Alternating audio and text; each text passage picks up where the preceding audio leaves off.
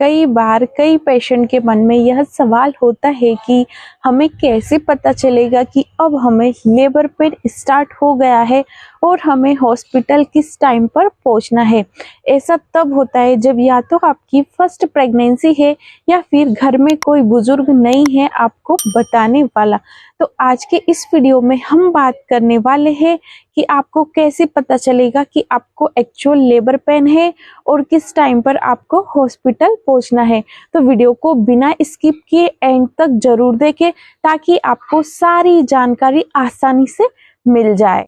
हर एक पेशेंट को यह जानना जरूरी है कि लेबर पेन कैसे होते हैं, क्योंकि जो डिलीवरी के लिए हमें ड्यू डेट दी जाती है बहुत ही कम पेशेंट ऐसे होते हैं जिनकी ड्यू डेट पर ही एग्जैक्ट डिलीवरी होती है। बाकी कभी कभी 7वां महीना खत्म होते होते भी डिलीवरी हो जाती है और किसी किसी की 8वें महीने में हो जाती है और कभी कभी तो ऐसा देखा गया है कि 9वां महीना पूरा खत्म होने के बाद भी डिलीवरी नहीं होती है। तो इस वीडियो में हम जानेंगे कि लेबर पेन कैसे होते हैं, उसके क्या क्या सिम्टम्स हमें दिखाई देते हैं, क्योंकि प्रेगनेंसी के टाइम में एब्डोमेन पेन किसी भी कारण से हो सकता है। गैस एसिडिटी की वजह से हो सकता है और भी कई चीजें होती है। हम एक साइड करवट लेके ज्यादा देर तक लेटे रहते हैं या फिर बहुत ज्यादा देर तक हम वॉकिंग कर लेते तो भी पेन हो सकता है। तो एग्जैक्ट जो लेबर पेन होता है उसके थोड़े अलग सिम्टम होते हैं। जब हमें लेबर पेन स्टार्ट होता है तो यह कंटिन्यूअस नहीं रहता है। लेबर पेन हमें रुक रुक के होता है और थोड़ी थोड़ी देर बाद जो इस पेन के बीच में गैप होता है वो धीरे धीरे कम होने लगता है। जैसे कि स्टार्टिंग में हमें 20-20 मिनट में पेन होता है, उसके बाद 15-15 मिनट में होने लगता है और एंड में हमें 10 मिनट के अंदर 4 से 5 बार पेन आते हैं। उसी को लेबर पेन बोलते हैं। लेबर पेन के साथ हमें पीठ दर्द भी होता है। साथ ही जिस टाइम पर आपको लेबर पेन होता है आपका पेट एकदम कड़क हो जाता है और थोड़ी देर बाद आप देखोगे तो वापस सॉफ्ट हो जाएगा।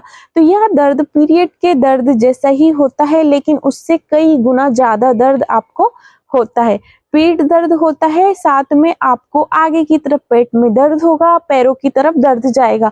तो यही लेबर पेन होता है। और कभी कभी हमें लेबर पेन स्टार्ट ही नहीं होता है और हमारी पानी की थैली लीकेज हो जाती है।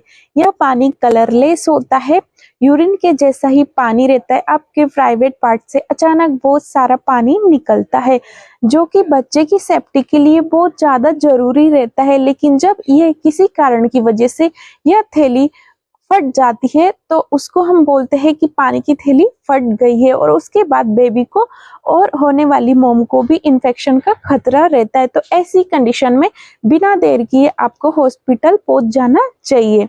और कभी कभी आपको दर्द स्टार्ट नहीं होते हैं और रेड ब्लीडिंग शुरू हो जाती है। तो ऐसी कंडीशन में भी आपको बिना वेट किए हॉस्पिटल चले जाना चाहिए।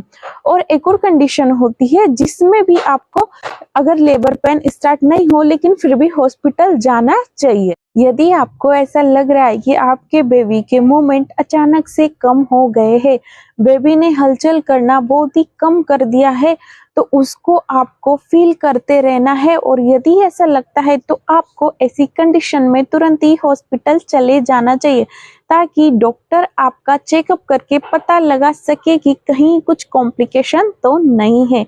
आशा करती हूँ ये जानकारी आपको पसंद आई होगी।